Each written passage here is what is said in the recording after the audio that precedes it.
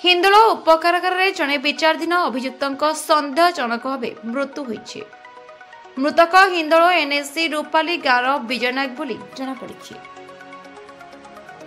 हृदघात विजय मृत्यु होता एसडीएमओ कही लोक मैंने मानवा नाराज। विजय मृत्यु नहीं स्थानीय अंचल चापा उत्तेजना सृष्टि होइछि। सूचना मुताबक गत 2023 डिसेम्बर मासरे विजय और पुओ जीतू मिसी ज्वाई सागर बारिक को हत्या करथिबा अभियोग होइतला। हत्या पर प्रमाण नष्ट पाई उभय शव लुचई पोड़ी देथिले। सागर मामूक अभियोग क्रमे हिंदोल पुलिस तदंत करी गत जनवरी 3 तारिख में बाप पुओ 2 जन को गिरफ्त कर कोर्ट चालाण करथिला। जमीन खारज हेबारु 2 जन को विचाराधीन अभियुक्त भावे हिंदोल उपकारागार रहिथिले। गत मंगलवार संध्यारे विजय असुस्थ होई पड़िबारु तांको हिंदोल मेडिकल ने जायतिला।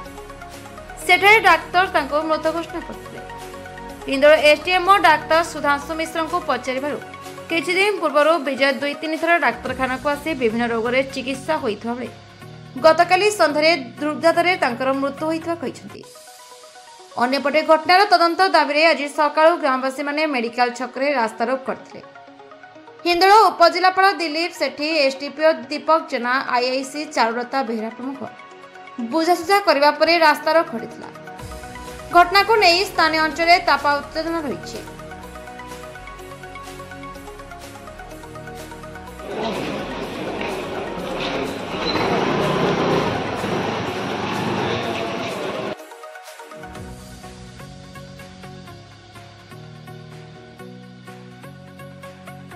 हिंदोल ज्योति प्रकाश पाणिग्राही रिपोर्ट, दामन टीवी न्यूज।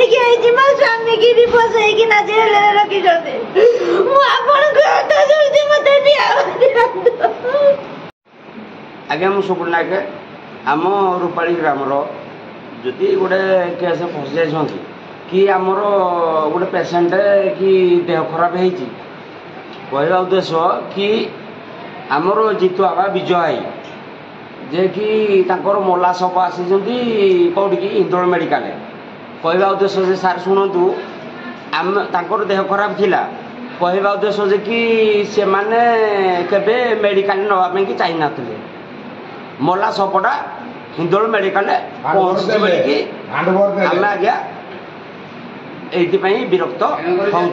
तेणुक आपण मान अनुरोध कि आमर सुपरिटेडेंट बाबू आमर जेल सुपरिटेडेंट बाबू को आप डकातु आम जीतू बाबू को डकातु प्रमाण आप